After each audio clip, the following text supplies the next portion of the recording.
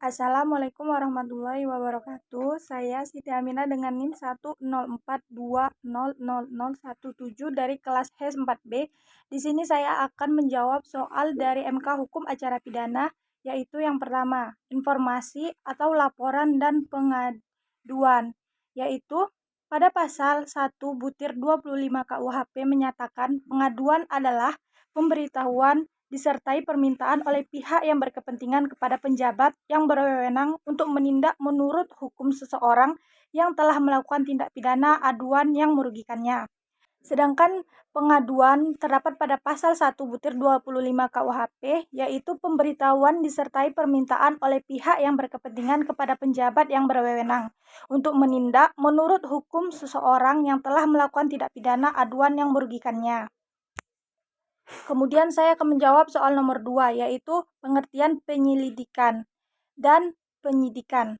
Pengertian penyelidikan terdapat pada pasal 1 nomor 5 Kitab Undang-Undang Hukum Acara Pidana atau KUHP, yaitu serangkaian tindakan yang dilakukan oleh penyelidik untuk mencari tahu serta menemukan peristiwa yang diduga memiliki unsur pidana, gunanya untuk menentukan apakah perlu atau tidaknya dilakukan penyidikan. Kemudian pengertian penyidikan terdapat pada pasal 1 nomor 2 Kitab Undang-Undang Hukum Acara Pidana atau KUHP. Penyidikan merupakan serangkaian tindakan yang dilakukan dengan mencari serta mengumpulkan bukti yang mana menunjukkan unsur tidak pidana. Tujuannya untuk menemukan tersangka. Penyidikan ini ditekankan pada proses pencarian serta pengumpulan bukti tindak pidananya sehingga bisa diketahui siapa tersangka atau pelaku tindak pidana. Kemudian saya akan menjawab soal nomor 3, yaitu upaya paksa, penangkapan, penahanan, penggeledahan, dan penyitaan. Dalam pasal Undang-Undang nomor 8 tahun 1981, penangkapan adalah suatu tindakan penyidik berupa pengekangan sementara waktu, kebebasan tersangka atau terdakwa apabila terdapat cukup bukti guna kepentingan penyidikan atau penuntutan atau peradilan dalam hal serta menurut cara yang diatur dalam undang-undang. Kemudian penahanan terdapat dalam pasal 1 angka 21 KUHP, yaitu penempatan tersangka atau terdakwa di tempat tertentu oleh penyidik atau penuntut umum atau hakim dengan penetapannya dalam hal serta menurut cara yang diatur oleh undang-undang ini. Kemudian penggeledahan adalah tindakan penyidik yang dibenarkan undang-undang untuk memasuki dan melakukan pemeriksaan di rumah di tempat kediaman seseorang atau untuk melakukan pemeriksaan terhadap badan dan pakaian seseorang. Kemudian penyitaan. Penyitaan adalah serangkaian tindakan penyidik untuk mengambil alih atau menyimpan di bawah penguasaannya benda bergerak atau tidak bergerak, berwujud atau tidak berwujud untuk kepentingan pembuktian dalam penyidikan, penuntutan, dan peradilan. Kemudian saya akan menjawab soal nomor 4, yaitu hak-hak tersangka dalam KUHP. Hak-hak tersebut terdapat beberapa, yaitu pertama, hak penyelesaian perkara.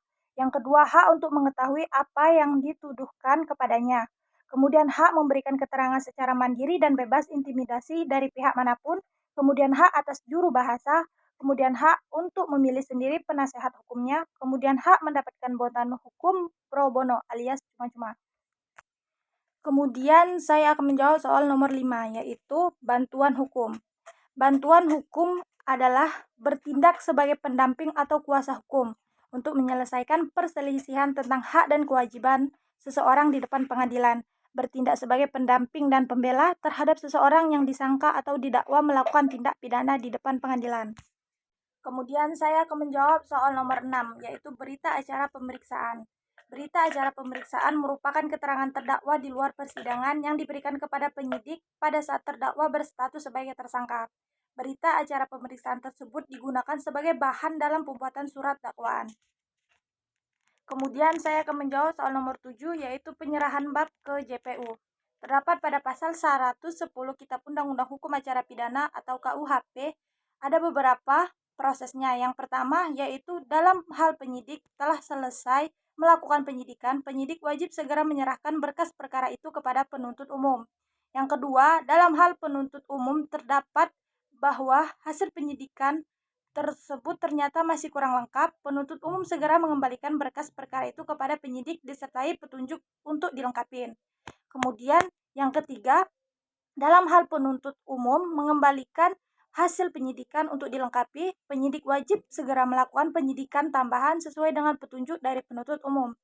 Kemudian yang keempat, penyidikan dianggap telah selesai apabila dalam waktu 14 hari penuntut umum tidak mengembalikan hasil penyidikan tersebut atau sebelum batas waktu berakhir telah ada pemberitahuan tentang hal itu dari penuntut umum kepada penyidik. Empat rangkaian kegiatan tersebut merupakan proses yang harus dilalui dalam penyerahan bab ke JPU. Mungkin sekian jawaban singkat dari saya. Kurang lebihnya saya mohon maaf dan saya ucapkan Assalamualaikum warahmatullahi wabarakatuh.